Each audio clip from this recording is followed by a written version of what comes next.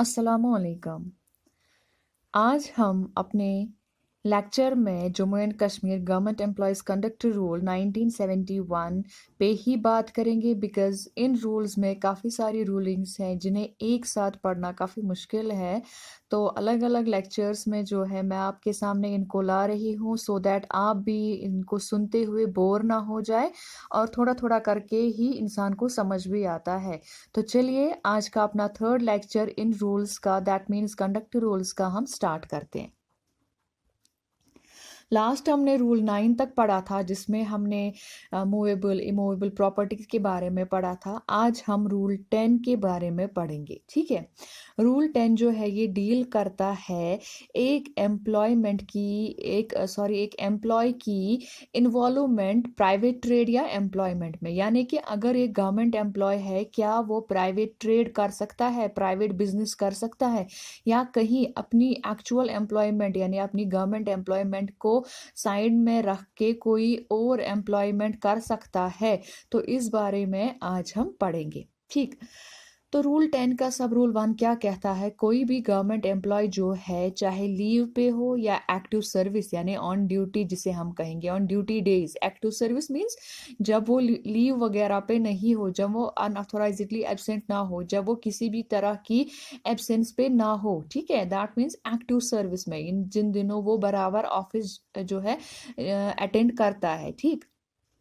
तो कोई भी गवर्नमेंट एम्प्लॉय जो है चाहे वो लीव पे हो या एक्टिव सर्विस में हो, जब तक उसके पास गवर्नमेंट की तरफ से सैंक्शन ना हो वो खुद को डायरेक्टली या इनडायरेक्टली किसी भी ट्रेड बिजनेस के साथ या किसी भी अंडरटेकिंग के साथ, किसी भी प्राइवेट एम्प्लॉयमेंट के साथ खुद को इन्वॉल्व नहीं कर सकता है। दैट मीन्स जो भी एक एम्प्लॉय है अगर ये गवर्नमेंट एम्प्लॉय है तो बस इसे अपनी जॉब यानी अपनी जो इसकी लिजिटिमेट ड्यूटीज रखी है गवर्नमेंट ने उन्हीं पे ध्यान देना है। जब तक ना गवर्नमेंट इसको एलो करे ये किसी भी साइड बिजनेस, प्राइवेट अंडरटेकिंग वगैरह के साथ जो है नहीं कर सकता है। समझ आई बात। हम देखते हैं बहुत सारे हमारे जो होते हैं कुलीग्स होते हैं, सीनियर जूनियर्स होते हैं, वो जॉब तो करते हैं, साइड बाय साइड उनके काफी सारे बिजनेसेस चल रहे होते हैं। तो एज पर कंडक्ट रूल्स वो एलो नहीं है। आपको इन सब चीज़ों के लिए बाज़ाबिता गवर्नमेंट से यानी अपने डिपार्टमेंट से जो है सैंक्शन लेनी पड़ती है, ठीक है। अब अगर एक गवर्नमेंट एम्प्लॉय क्या करता है काम, वो कोई ऐसे काम में खुद को इंडल्ज करता है जो ऑनररी नेचर का हो, ठीक, या चैरिटेबल जिसे हम सोशल नेचर का कहते हैं, चैरिटेबल नेचर का हो और ऐसे नेचर का हो जिसमें लिटरेचर या आर्टिस्टिक या साइंटिफिक कैरेक्टर इन्वॉल्व हो, ठीक है। यानी कि कोई ऐसी पढ़ाई जिसमें उसको साइंटिफिक कैरेक्टर यानी साइंस से रिलेटेड हो, ठीक, या कुछ ऐसी चीज़ें जिसमें वो आर्टिस्टिक अपनी एबिलिटीज़ दिखा रहा हो या लिटरेरी एबिलिटीज़ अपनी दिखा रहा हो, इन सब कामों के साथ। और ये सब काम जो है ऑब्वियसली चैरिटेबल या सोशल नेचर या ऑनररी नेचर के होते हैं। इनके लिए जो है विदाउट सैंक्शन एक गवर्नमेंट एम्प्लॉय खुद को इनमें इन्वॉल्व कर सकता है। लेकिन अब अगर गवर्नमेंट ने क्या रखी है, कुछ ऐसी ऑर्गेनाइजेशंस है कि जहां पे आपको बोला गया है कि इन ऑर्गेनाइजेशंस के साथ आप जी कोई वॉलेंट्री वर्क भी नहीं कर सकते हैं। जैसे मैं यहाँ पे आपको एग्जाम्पल के तौर पे बता रही हूँ, हमारी जो हुर्रियत है, फॉर एग्जाम्पल मैं एग्जाम्पल के तौर पे बता रही हूँ, हुर्रियत भी एक ऑर्गेनाइजेशन है जिसके साथ हम अपनी चैरिटेबल टाइप ऑफ वर्क जो है उनके साथ टेकअप कर सकते हैं। लेकिन एज पर गवर्नमेंट जो है हम उनके साथ, वो एक ऐसी ऑर्गेनाइजेशन है जिसके साथ इन्वॉल्वमेंट एक गवर्नमेंट एम्प्लॉय की डिबार की गई है। इसी तरीके से बजरंग दल वगैरह जैसे टाइप की ऑर्गेनाइजेशंस है, ऑल्दो अगर हम चाहे उनके साथ चैरिटेबल नेचर की या साइंटिफिक नेचर की या सोशल नेचर के काम उनके साथ करना चाहे without any remuneration, without any money, तो लेकिन ये ऐसी ऑर्गेनाइजेशन है जिसके साथ गवर्नमेंट ने जो है एक एम्प्लॉय की इन्वॉल्वमेंट को बार किया है, क्योंकि इन ऑर्गेनाइजेशंस का जो है एक्चुअल मकसद कुछ और है, ठीक है। तो इस वजह से मैं आपको यहाँ पे बता रही हूँ कि ऐसी ऑर्गेनाइजेशंस जिनके साथ इन्वॉल्वमेंट गवर्नमेंट ने बैन की होगी उनके साथ आप सोशल या चैरिटेबल टाइप का भी कोई वर्क टेकअप नहीं कर सकते हैं, ठीक। और ऐसा भी कोई काम आप टेकअप नहीं कर सकते हैं, चाहे वो सोशल, चैरिटेबल या साइंटिफिक या ऑनररी नेचर का हो, जिसकी वजह से एक गवर्नमेंट एम्प्लॉय की ऑफिशियल ड्यूटीज पे असर पड़े। ठीक, तो अगर वो लेना चाहे वो ऐसे ऑनररी वर्क, ऐसे चैरिटेबल वर्क ले सकता है जिसकी वजह से उसकी अपनी लेजिटिमेट ऑफिशियल ड्यूटीज पे कोई असर नहीं पड़ रहा हो, वो आराम से विदाउट एनी सैंक्शन ले सकता है। ठीक, और यहाँ पे हमने ये देखा कि उन ऑर्गेनाइजेशंस के साथ जिनके साथ गवर्नमेंट ने इन्वॉल्वमेंट बार की है, तो उनके साथ जो है इन्वॉल्वमेंट नहीं रख सकता, अगर वो कोई चैरिटेबल नेचर की ही क्यों ना हो। ठीक, तो और हमने यहाँ पे इस रूल के अंडर, सब रूल 1 के अंडर ये भी पढ़ा कि कोई भी गवर्नमेंट एम्प्लॉय जो है डायरेक्टली एक बिजनेस, एक ट्रेड वगैरह स्टार्ट नहीं कर सकता और ना ही किसी प्राइवेट फर्म में जॉब कर सकता है साइड बाय साइड अपनी ऑफिशियल ड्यूटीज के, अनलेस उसके पास इस चीज के लिए प्रॉपर सैंक्शन ना हो गवर्नमेंट की तरफ से। ठीक, आई बात समझ? तो अब एक और इसमें जो है एक्सप्लेनेशंस दी गई है रूल के अंडर कि अगर एक गवर्नमेंट एम्प्लॉय जो है वो कोई बिजनेस चला रहा हो या किसी के बिजनेस को सपोर्ट कर रहा हो, तो उस बिजनेस की ग्रोथ के लिए, उस बिजनेस की एडवर्टीजमेंट के लिए वो कोई कैनवासिंग नहीं कर सकता है। ठीक है, और मतलब अगर कोई बिजनेस है तो वो कोई भी उसके लिए पोस्टर वगैरह अपने थ्रू नहीं छपवा सकता है, कोई भी उसकी थ्रू अपने थ्रू अनाउंसमेंट नहीं कर सकता उस बिजनेस को जो है आगे बढ़ाने के लिए। उसके लिए ये सब चीज़ें, जैसे हमने पहले सब रूल में ऊपर पढ़ी, तो ये सब चीज़ें बार की गई है। अगर एक गवर्नमेंट एम्प्लॉय का फैमिली मेंबर या उसकी वाइफ वगैरह कोई ऐसी जगह पे काम कर रहे हैं, जैसे कोई बिजनेस एजेंसी हो, इंश्योरेंस एजेंसी हो, यानी कि जहां उसको जो है कमीशन मिलता हो, पैसे मिलते हो, तो गवर्नमेंट एम्प्लॉय को जो है ये चीज रिपोर्ट करनी है गवर्नमेंट को कि हाँ जी, ये जो कमीशन वाली जगह है जहां पे मेरी वाइफ या मेरा हस्बैंड काम कर रहा हो, या ये इंश्योरेंस एजेंसी या ये बिजनेस वगैरह जो कि मैनेज कर रहा है मेरी फैमिली का कोई भी मेंबर, ये जी मैं आपको रिपोर्ट कर रहा हूँ। ठीक है, अदरवाइज ये जो है ब्रीच ऑफ सब रूल माना जाएगा, बिकॉज उसके पास एक इनकम आ जाएगी। ठीक, तो उस इनकम का हमें सोर्स देखना पड़ता है कि ये सोर्स आया कहाँ से। जैसे हमने पहले रूलिंग्स में पढ़ा कि वो जी अपने बैंक अकाउंट में सिर्फ उसका अपना खर्चा आना चाहिए, जो कि मेन खर्चा, आई मीन अपनी इनकम आनी चाहिए जो कि उसको जॉब से मिल रही है। अगर बाकी जगहों से उसकी इनकम आने लगी तो वहाँ पे सोर्स की इंक्वायरी हो सकती है कि ये कहाँ से आ रहा है। और अगर कोई बिजनेस वगैरह कमीशन वगैरह ले रहा है तो वो टोटली वायलेशन ऑफ रूल्स रहेंगी उसके लिए। ठीक, और अब अगर एक गवर्नमेंट एम्प्लॉय जो है सेक्रेटरीशिप ले रहा है किसी क्लब वगैरह की, तो वो जो है आराम से ले सकता है। इसको हम जो है सब इस रूल की कोई वायलेशन नहीं मान सकते, अनलेस एंड अनटिल वो सेक्रेटरीशिप जो है इस गवर्नमेंट ऑफिशियल के ऑफिशियल टाइम को ऑक्यूपाई ना करे। दैट मीन्स अगर कोई क्लब वगैरह है, ठीक, उसकी सेक्रेटरीशिप ले रहा है मैनेजमेंट के लिए, तो वो सेक्रेटरीशिप जो है इसे वो कब लानी है अपने रोल में, यानी कि कब इसको वो मैनेजमेंट करनी है, ऑफिस आवर्स के बाद। ठीक है, और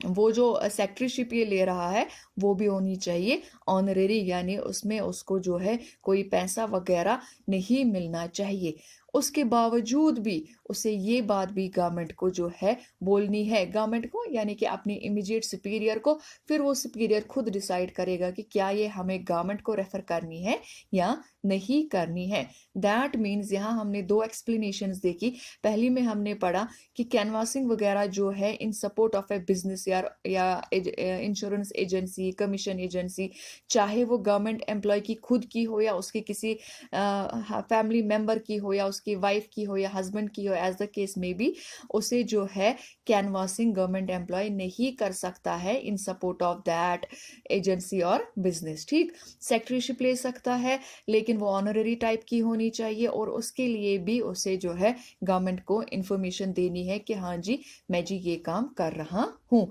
और साथ ही साथ वो सेक्रेटरीशिप उस क्लब की उसकी ऑफिशियल ड्यूटीज पे कोई असर नहीं डालनी चाहिए। एक्सप्लेनेशन थर्ड क्या कहती है हमें कि एक गवर्नमेंट एम्प्लॉय जो है, एक्सप्लेनेशन मीन्स ये पॉइंट वाइज इन्होंने सब रूल 1 का जो है एक अलग अलग से इन्होंने एक जिस्ट दिया है कि क्या क्या इसमें आता है, क्योंकि हमने वहां पे देखा ओवरऑल ट्रेड बिजनेस वगैरह, तो अब इन्होंने इसकी एक्सप्लेनेशन दिए कि उसमें क्या क्या चीजें आती है। ठीक, एक्सप्लेनेशन थर्ड जो है ये हमें बताती है कि गवर्नमेंट एम्प्लॉयज जो है उन्हें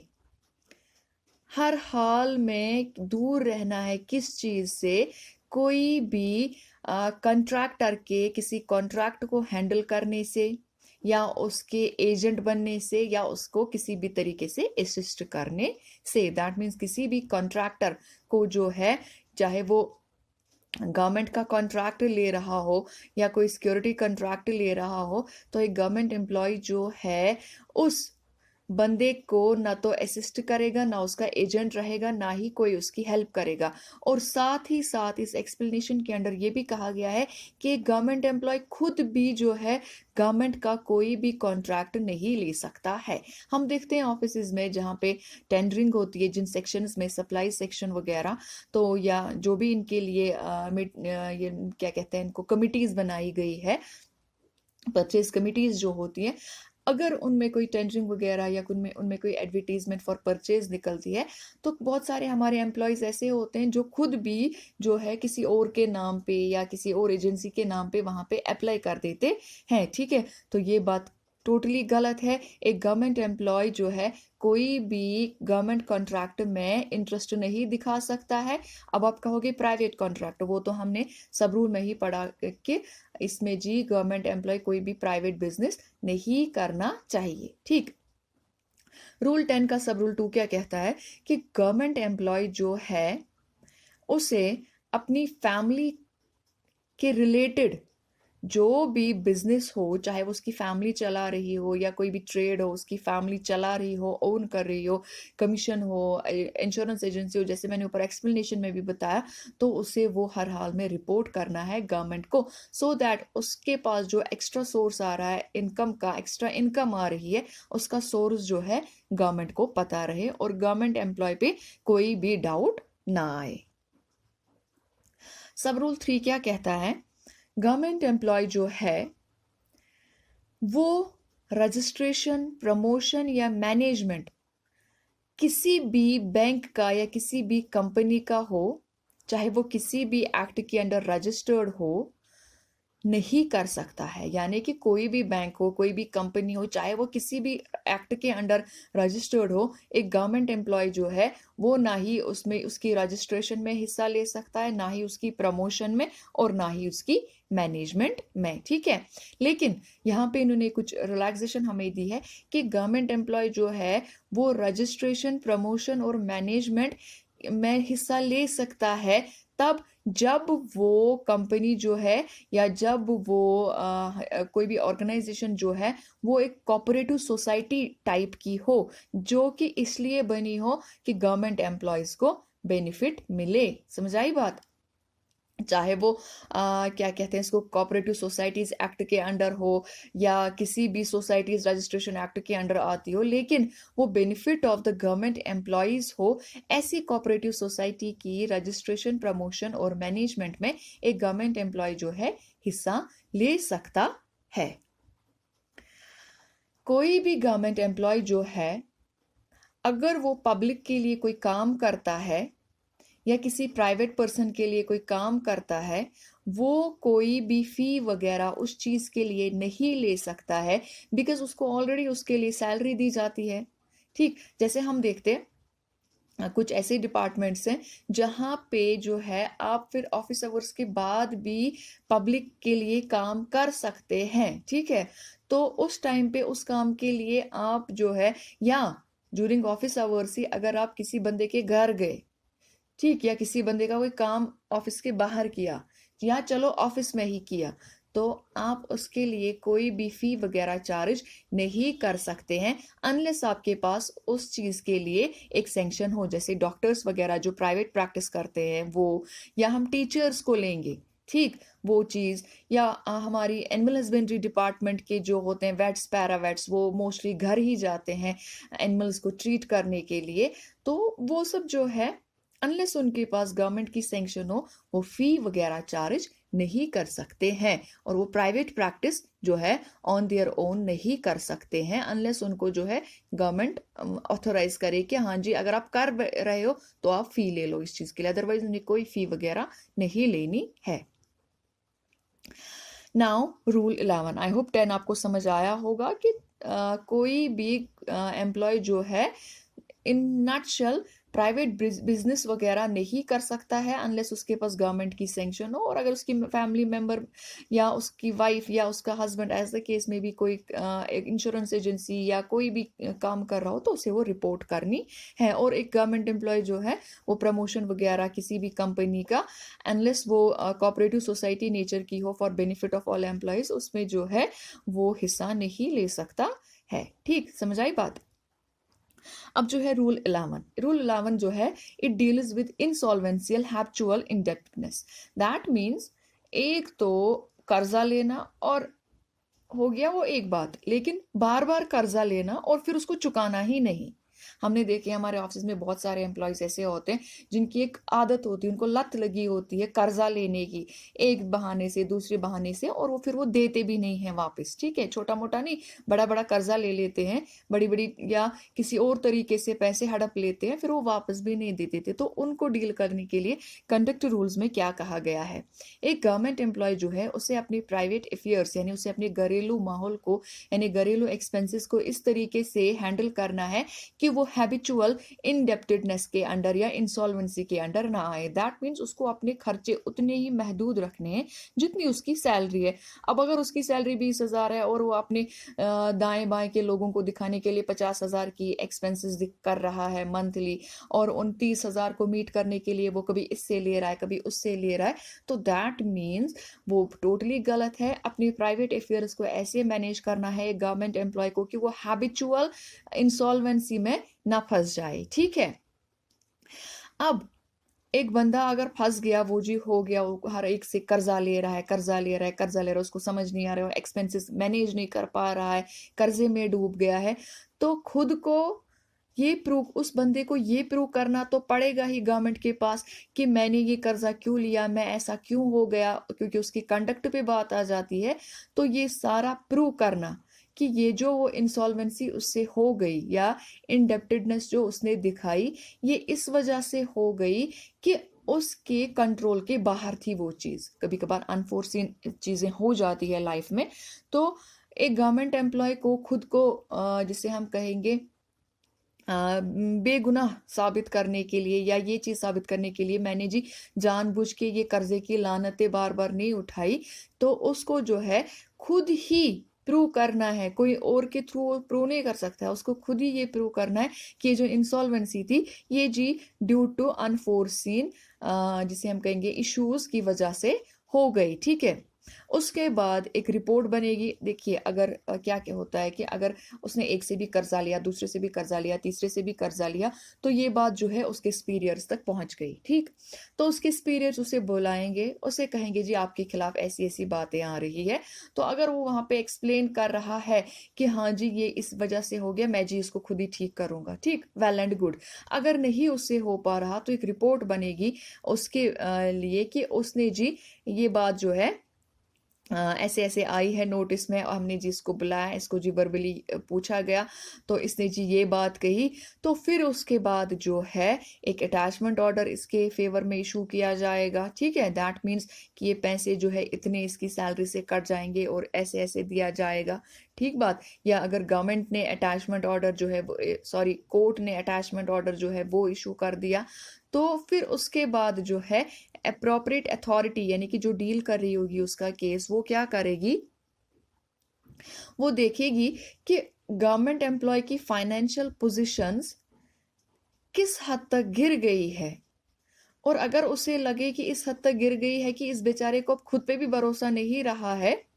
तो तब जाके जो है वो इसके खिलाफ डिसिप्लिनरी एक्शन लेने की भी जो है मांग कर सकती है, इसके खिलाफ डिसिप्लिनरी एक्शन भी लिया जा सकता है। लेकिन पहले एक रिपोर्ट बनेगी, फिर उसके बाद अटैचमेंट्स हो जाएंगी, यानी कि इसको अटैचमेंट ऑर्डर निकलेगा,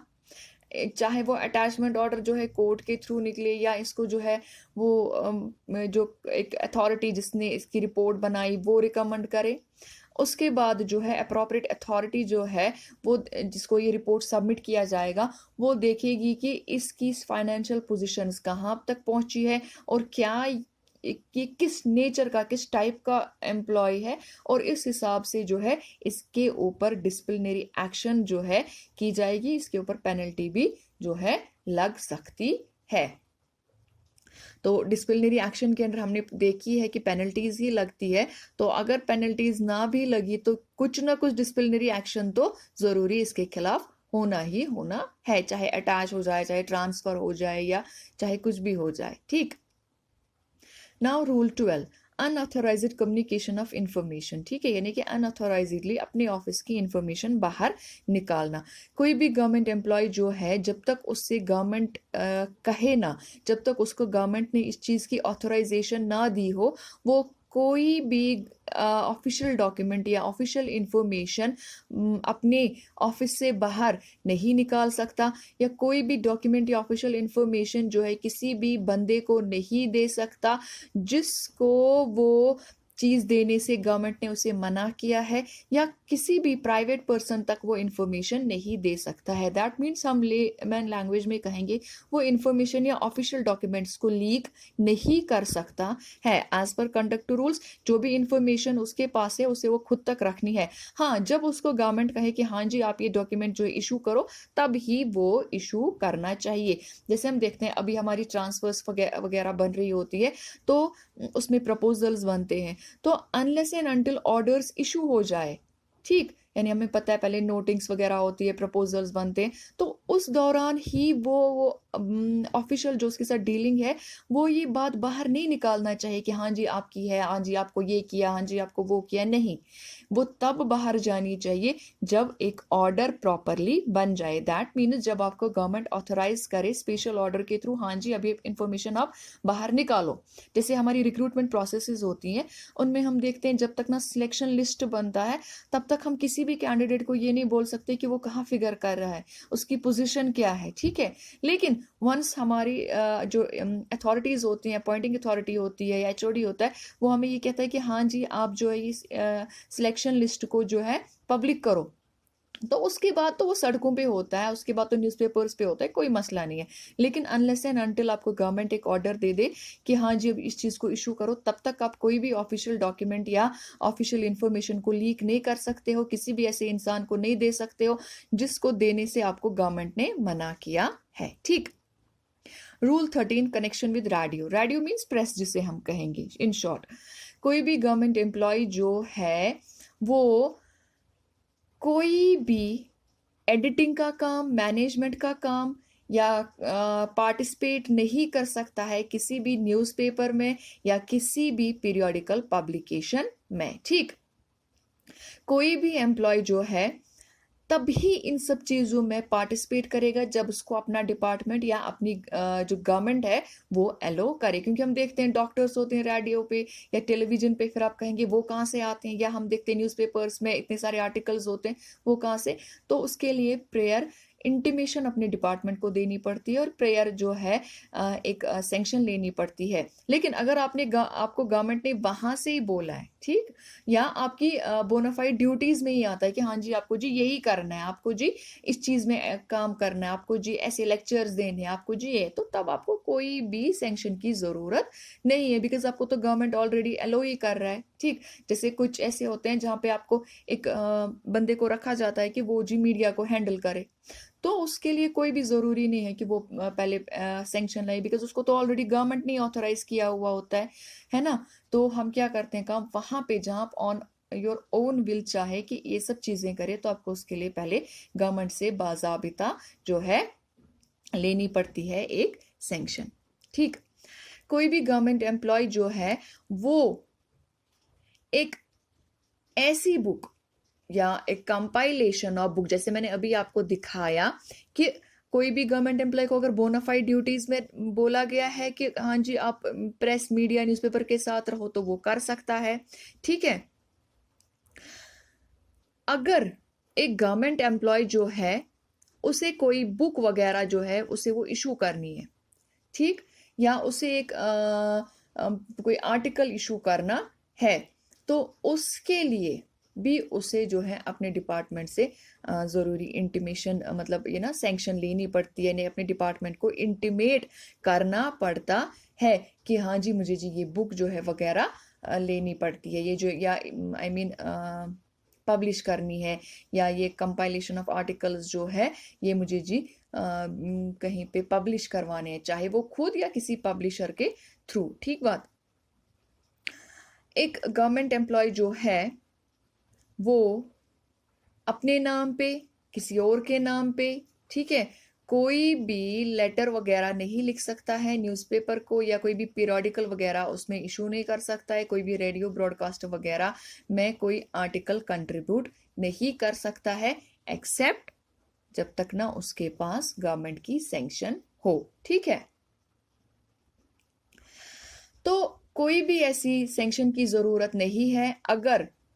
आपको ये जो पब्लिकेशन आपकी, चाहे बुक हो, चाहे आर्टिकल कंपाइलेशन हो, यानी कि बहुत सारे आर्टिकल्स हो या एक आर्टिकल हो, कोई भी सैंक्शन की जरूरत नहीं है। अगर वो प्योरली लिटरेचर टाइप का है, यानी लिटरेरी नेचर का है, आर्टिस्टिक नेचर का है, या साइंटिफिक कैरेक्टर का है। ठीक है,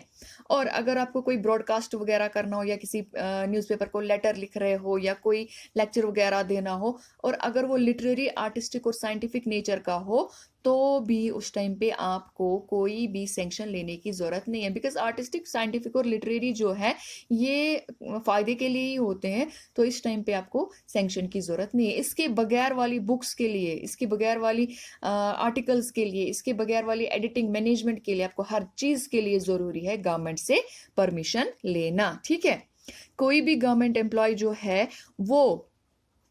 गवर्नमेंट की पॉलिसीज को पब्लिकली क्रिटिसाइज नहीं कर सकता, किसी भी ऐसी एसोसिएशन के साथ खुद को इन्वॉल्व नहीं कर सकता जो गवर्नमेंट की पॉलिसीज को क्रिटिसाइज करती रहती हो, या किसी भी ऐसे मैटर में हिस्सा नहीं ले सकता है जहां पे ऐसा कोई डिस्कशन या क्रिटिसिज्म चल रहा हो। दैट मीन्स आप being government employ, being in the capacity of a government employ, government की पॉलिसीज, गवर्नमेंट के डिसीजंस को न तो खुद क्रिटिसाइज कर सकते हो और ना ही किसी एसोसिएशन के थ्रू क्रिटिसाइज कर सकते हो। ठीक है, विद दिस हम आज का लेक्चर कंक्लूड करते हैं, लेकिन जाने से पहले मैं ये कहूंगी कि आपको अगर याद होगा 2016, 2017, 2018 के दौर में हमारे पास काफ़ी सारे एसआरओज आए थे जिसमें एक गवर्नमेंट एम्प्लॉय को बार किया गया है, यानी गवर्नमेंट एम्प्लॉय को दूर रहने के लिए कहा गया है किनसे, मीडिया पे कोई भी अनटुवर्ड बात कहने से टुवर्ड्स गवर्नमेंट। ठीक है, गवर्नमेंट के रिलेटेड, गवर्नमेंट की पॉलिसीज के रिलेटेड कोई भी अनटुवर्ड बात, कोई भी क्रिटिसिज्म करने से दूर रहने को कहा गया है। तो नेक्स्ट वीडियो में मैं वो आपको एसआरओज वगैरह के बारे में भी बताऊंगी। ठीक है, तो आज का लेक्चर यहाँ तक ही, अदरवाइज आप सब बोर हो जाओगे, है ना।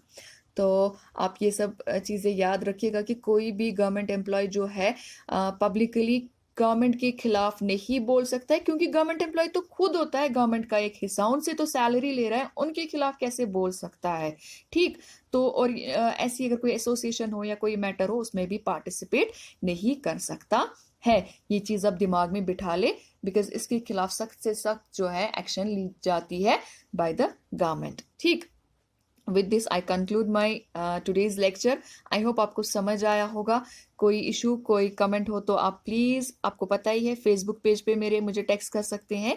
और जाने से पहले मैं कहूँगी चैनल को अगर आपने सब्सक्राइब ना किया हो तो सब्सक्राइब कीजिए। Thank you.